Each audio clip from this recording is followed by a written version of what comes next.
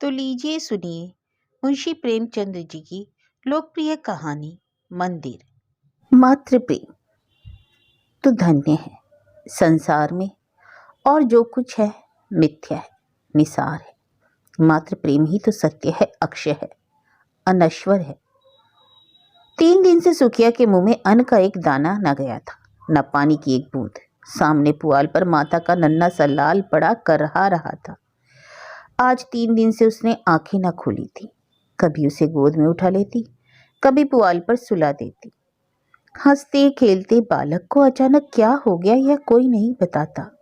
ऐसी दशा में माता को भूख और प्यास कहाँ। एक बार पानी का एक घूंट मुंह में लिया था, पर कंठ के नीचे ना ले जा सके। इस दुखिया की विपत्ति का पारावार ना था। साल भर भीतर ही 2 बालक गंगा जी की गोद में सौंप चुकी थी।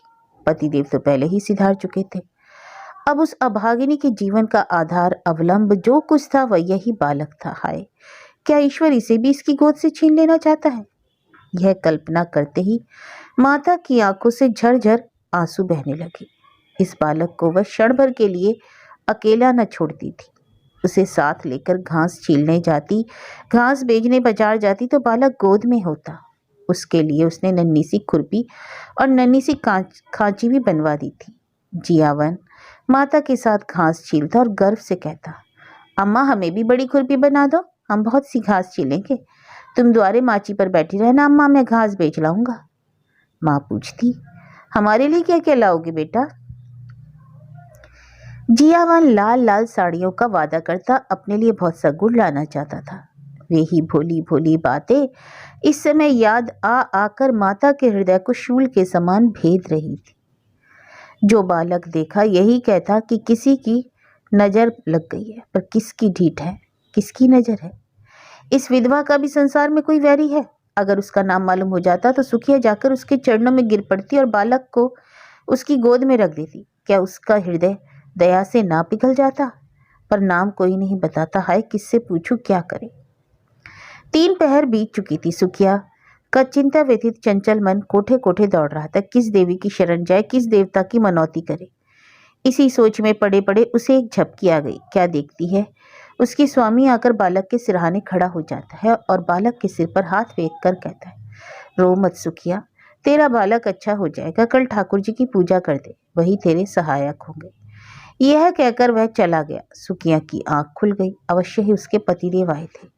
इसमें सुखिया को जरा भी संदेह ना हुआ। उन्हें अब भी मेरी सुधि है, यह सोचकर उसका हृदय आशा से परिपालवित हो उठा। पति के प्रति श्रद्धा और प्रेम से उसकी आंखें सजग हो गई। उसने बालक को गोद में उठा लिया और आकाश की ओर ताकती हुई बोली, भगवान मेरा बालक अच्छा हो जाए तो मैं तुम्हारी पूजा करूंगी, अनाथ विधवा पर दया करो। उसी समय जिलावन की आंखें खुल गई। उसने पानी मांगा। माता ने दौड़कर कटोरे में पानी लिया और बालक को पिला दिया। जियावन ने पानी पीकर कहा, अम्मा रात है कि दिन? अभी तो रात है बेटा, तुम्हारा जी कैसा है? अच्छा है अम्मा, मैं अच्छा हो जाऊंगा। सुखिया, तुम्हारे मुंह में घी शक्कर बेटा, भगवान करे तुम जल्द अच्छे हो जाओ। कुछ खाने को जी चाहता है? हाँ अम्मा, थोड़ा सा गुड़ दे दो। गुड़ मत खाओ भैया, अवगुण करेगा। कहो तो खिचड़ी बना दूं? नहीं अम्मा, जरा सा गुड़ दे दो, तेरे पैरों पड़ूं। माता इस आग्रह को ना टाल सकी।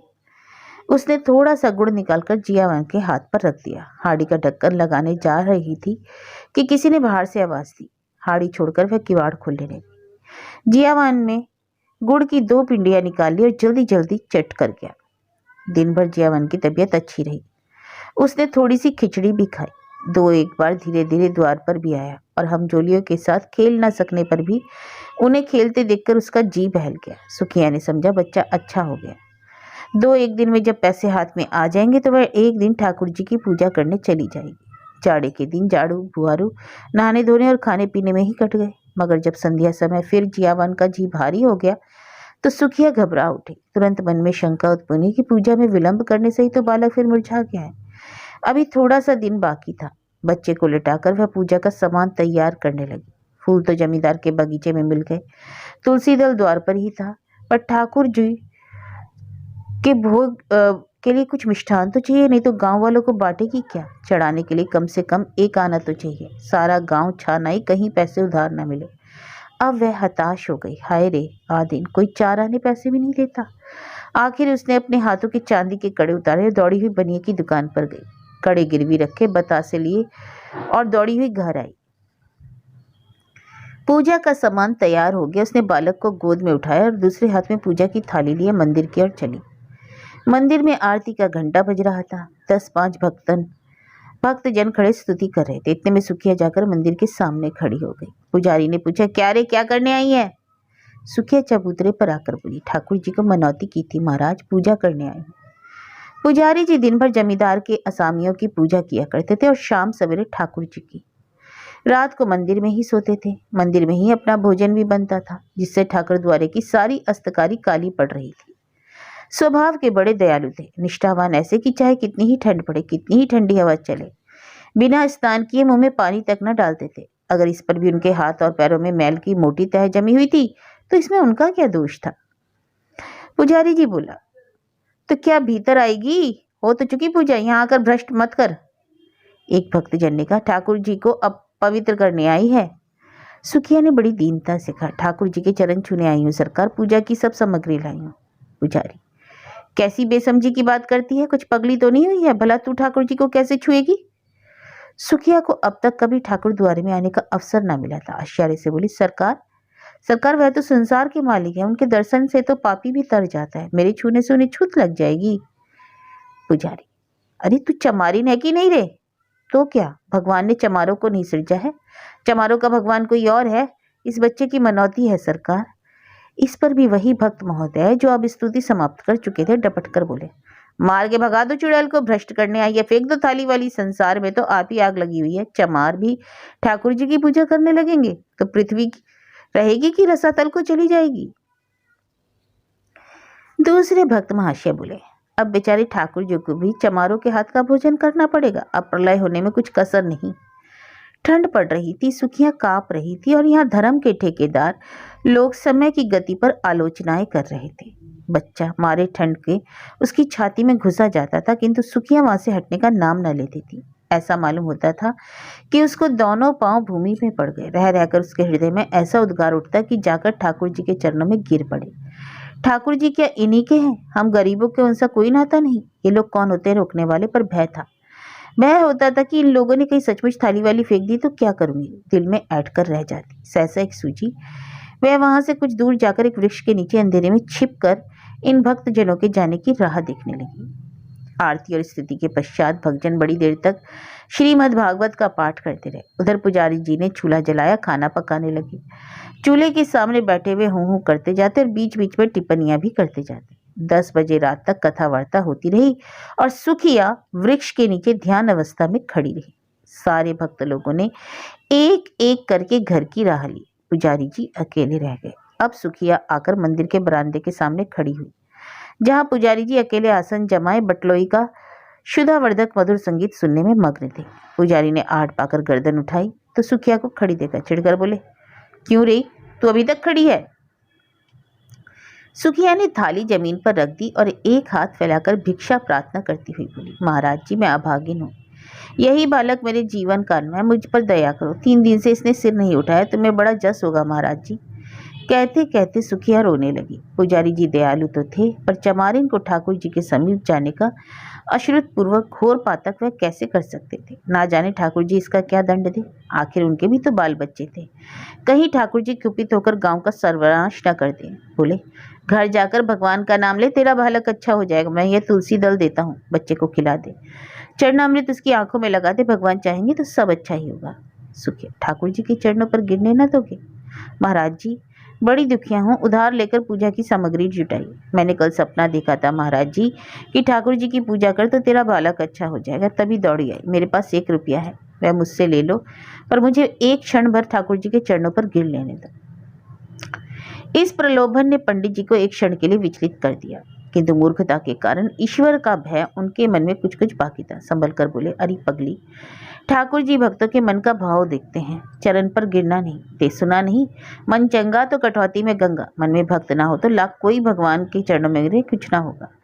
मेरे पास एक जंतर है, दाम तो उसका बहुत है, पर तुझे 1 ही रुपये में दे दूंगा। उसे बच्चे के गले में बांध देना, बस बच्चा कल खेलने लगेगा। ठाकुर जी की पूजा न करने दोगे? पुजारी, तेरे लिए इतनी ही पूजा बहुत है। जो बात कभी नहीं हुई है वह आज मैं कर दूं? गांव में पर कोई आफत विपत आ जाए तो क्या होगा, इसे तो सोचो। तू यह जंतर ले जा, भगवान चाहेंगे तो रात ही भर में बच्चे का कलेश कट जाएगा। किसी की ढीठ पड़ गई है भी तो चोचला, मालूम होता है छतरी वंश है। सुखिया, जब से इसे ज्वर है मेरे प्राण नाहों में समाये हुए हैं।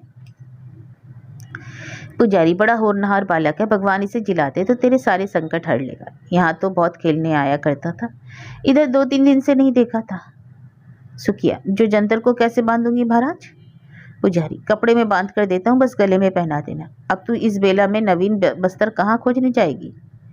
सुखिया ने 2 रुपए पर कड़े गिरो रखे थे, एक पहले ही बच चुका था, दूसरा पुजारी जी को भेंट किया और जंतर लेकर मन को समझाती हुई घर लौट आई।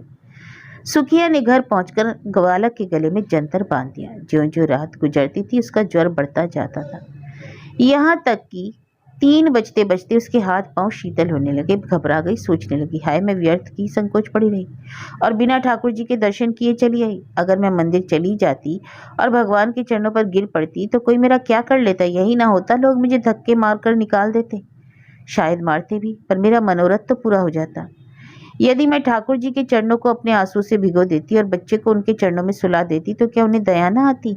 वह तो दयामय भगवान है, दीनों की रक्षा करते हैं, क्या मुझ पर दया नहीं करते? यह सोचकर सुखिया का मन अधीर उठा। नहीं, अब विलंब करने का समय न था, वह अवश्य जाएगी और ठाकुर जी के चरणों पर गिरकर रोएगी। उस अबला के आशंकित हृदय का अब इसके सिवा और कोई अवलंब, कोई आसरा न था। मंदिर के द्वार बंद होंगे तो वह ताले तोड़ डालेगी। ठाकुर जी क्या किसी के हाथों बिक गए हैं कि उन्हें कोई बंद रखे? रात के 3 बज गए थे। सुखिया ने बालक को कंबल से ढांपकर गोद में उठाया, एक हाथ में थाली उठाई और मंदिर की ओर चली। घर से बाहर निकलते ही शीतल वायु से के झोंकों से उसका कलेजा कांपने लगा। शीत में पांव शिथिल हो जाते थे। उस पर चारों ओर अंधकार छाया हुआ था। रास्ता 2 फलांग से कम ना था। पगडंडी वृक्षों के नीचे नीचे गई थी। कुछ दूर दाहिनी और एक पोखरा था, कुछ दूर बांस की कोठरियां। पोखरे में एक धोबी मर गया था और बांस की कोठरियों में चुड़ैलों का अड्डा था। बाईं ओर हरे भरे खेत थे। चारों ओर सनसन हो रहा था। अंधकार साए साए कर रहा था। सहसा गीदड़ों के कर्कश स्वर में हुआ हुआ होना शुरू हुआ। अगर कोई उसे 1 लाख रुपए भी देता तो भी इस समय यहाँ न आती, पर बालक की ममता सारी शंकाओं को दबाए हुए थी। हे भगवान, अब तुम्हारा ही आसरा है। जपती हुई वह मंदिर की ओर चली जा रही थी। मंदिर के द्वार पर पहुंचकर सुखिया में जंजीर टटोलकर देखा, ताला पड़ा हुआ था। पुजारी जी बरामदे से मिली हुई कोठरी में किवाड़ बंद किए सो रहे थे। चारों ओर अंधेरा छाया हुआ था। सुखिया चबूतरे के नीचे से एक ईंट उठा लाई और जोर जोर से ताले पर पटकने लगी। उसके हाथों में न जाने कहां से शक्ति आ गई थी। 2 ही 3 चोटों में ताला और ईंट दोनों टूटकर चौखट पर गिर पड़े। सुखिया ने द्वार खोल दिया और अंदर जाना ही चाहती थी कि पुजारी किवाड़ खोलकर हड़बड़ाए हुए बाहर निकले। चोर चोर का शोर मचाते हुए गांव की ओर दौड़े। जाड़े में प्रातः पहर रात होते ही लोगों की नींद खुल जाती है। यह शोर सुनते ही कई आदमी इधर उधर से लालटेन लिए निकल पड़े। पूछने लगे, कहाँ है, किधर गए? पुजारी, मंदिर का द्वार खुला पड़ा, मैंने खटखट की आवाज सुनी। सहसा सुखिया बरामदे से निकलकर चबूतरे पर आई। बोली, चोर नहीं हूं, मैं हूँ, ठाकुर जी की पूजा करने आई थी। अभी तो अंदर गई भी नहीं, मार हल्ला मचा दिया। पुजारी, अब अनर्थ हो गया। सुखिया ने मंदिर में जाकर ठाकुर जी को भ्रष्ट कराई। फिर क्या था, कई आदमी झल्लाए हुए लपके और सुखिया पर लातों और घूसों की मार पड़ने लगी। सुखिया एक हाथ से बच्चे को पकड़े हुए थी और एक हाथ से उसकी रक्षा कर रही थी। एकाएक बलिष्ठ ठाकुर ने उसे इतना जोर से धक्का दिया कि बालक उसके हाथ से छूटकर जमीन पर गिर पड़ा, मगर वह ना रोया, ना बोला, ना सांस ली। सुखिया भी गिर पड़ी। संभल कर बच्चे को उठाने लगी तो उसके मुंह से एक चीख निकल गई। बच्चे का माथा झुककर देखा, सारी देह ठंडी हो गई। एक लंबी सांस खींचकर वह उठ खड़ी हुई। उसकी आंखों में ना आंसू थे, उसका मुख क्रोध का ज्वाला से तमतमा उठा। आंखों से अंगारे बरसने लगे। दोनों मुट्ठियां बंधी, दांत पीसकर बोली, पापियों, मेरे बच्चे के प्राण लेकर दूर क्यों खड़े हो? मुझे भी क्यों नहीं उसी के साथ मार डालते? मेरी छू लेने से ठाकुर जी को छूत लग गई। अरे पारस को छूकर लोहा सोना हो जाता है, पारस लोहा तो नहीं होता।